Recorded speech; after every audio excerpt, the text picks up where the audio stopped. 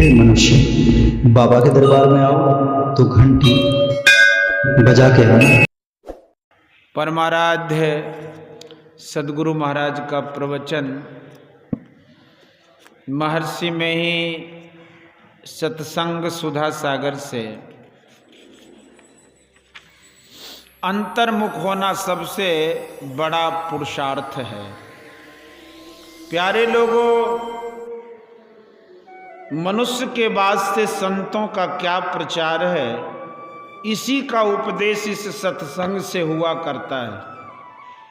संतों ने दृढ़ता से कहा है कि केवल सांसारिक वस्तुओं से कोई तृप्त नहीं हो सकता।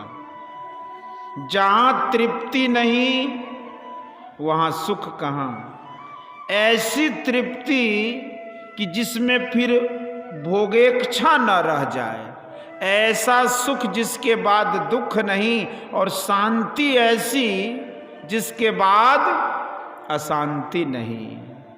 संतों ने कहा कि विषयों से बहुत विशेष परमात्मा है। विषयों को पहचानते हो तो उसको ग्रहण करते हो।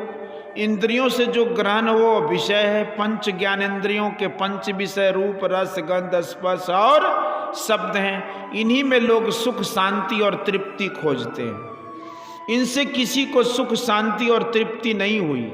संतों ने कहा है कि इनसे परे की वस्तु को खोजो। इंद्रियों से विषयों को ग्रहण कर लोग सुखी शांत और तृप्त होना चाहते, किंतु इंद्रियों के ग्रहण होने योग्य पदार्थों में ऐसा नहीं हो सकता।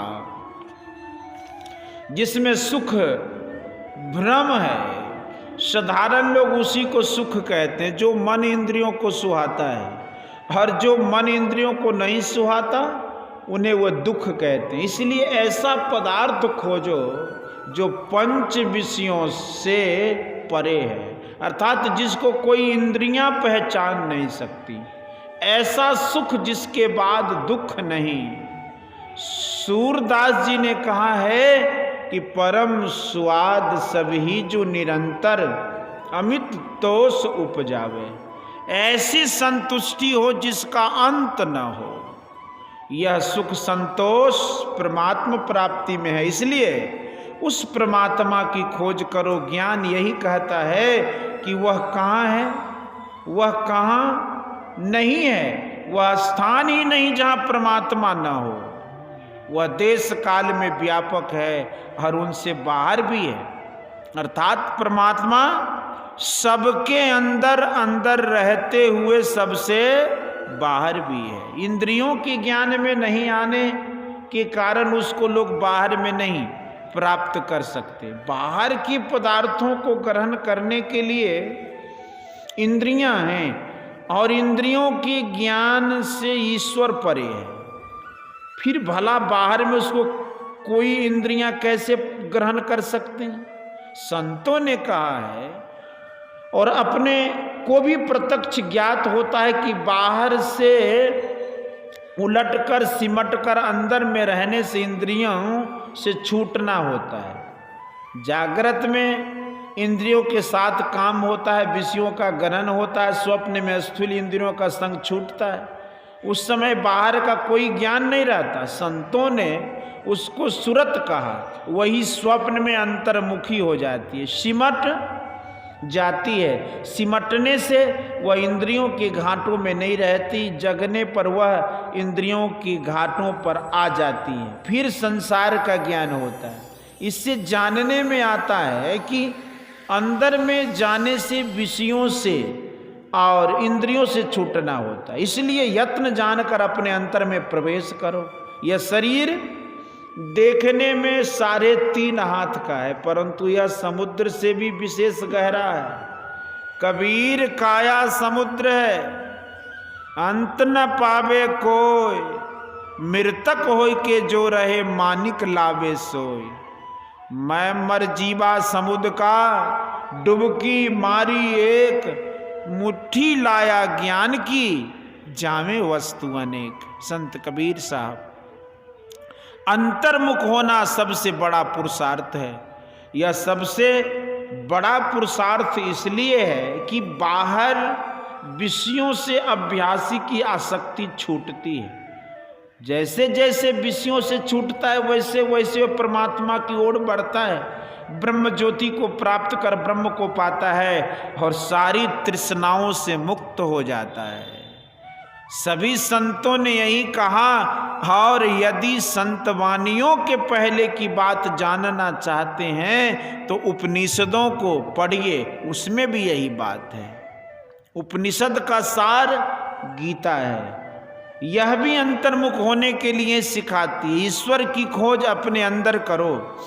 जब तक इस ज्ञान को कोई नहीं जानता है तब तक वह सोया रहता है। जैसे कोई स्वप्न में अनेक काम करे तो भी बाहर में जागृत में जो काम होना चाहिए एक भी नहीं होता। उसी तरह लोग जो माया मोह में विषयों में पड़े हैं वे सोए हुए हैं। इसलिए कबीर साहब कहते हैं कि परमात्म गुरु निकट विराजें, जागु जागु मन मेरे।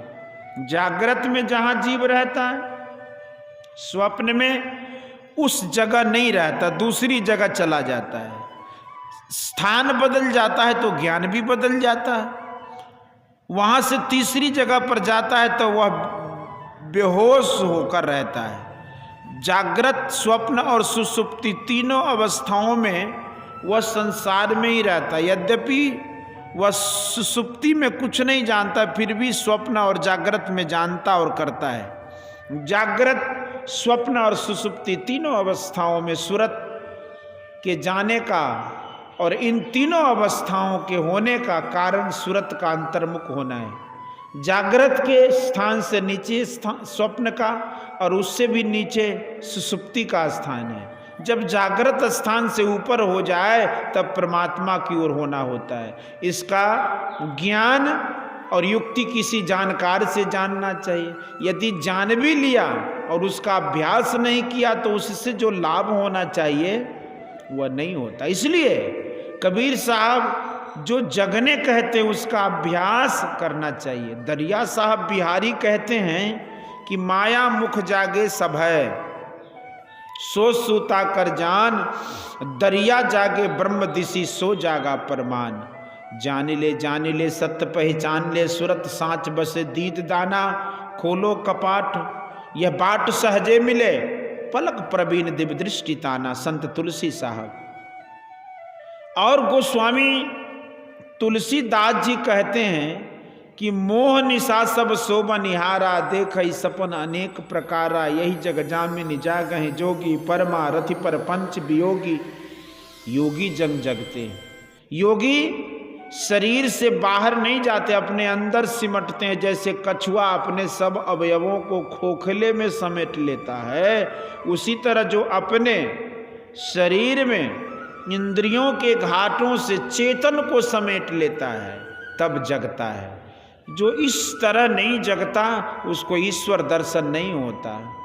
जो उपर्युक्त तरह से जगता है वह शरीर और इंद्रिय ज्ञान में नहीं रहता और वही आत्म दर्शन, परमात्म दर्शन करता है। इसी को संतों के ख्याल में भक्ति करना कहते हैं। भक्ति के मोटे मोटे कार्यों से परमात्मा के पास जाने का जितना सिमटाव होना चाहिए उतना सिमटाव तो नहीं होता, किंतु उससे उस सिमटाव के साधन करने के योग्य बनता है, जिससे कि अंतर में प्रवेश कर सके।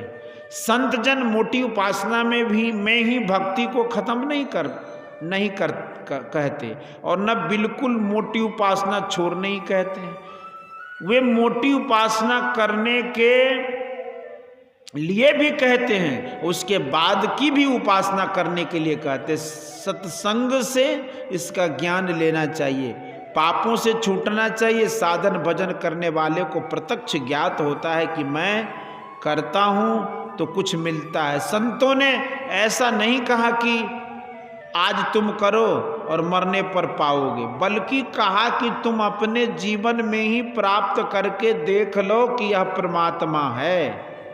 इसके लिए पवित्र बनना होगा। पापों में लगा हुआ आदमी विषयों में लसका हुआ रहता है, उससे ईश्वर का भजन नहीं हो सकता। बोलिए श्री सतगुरु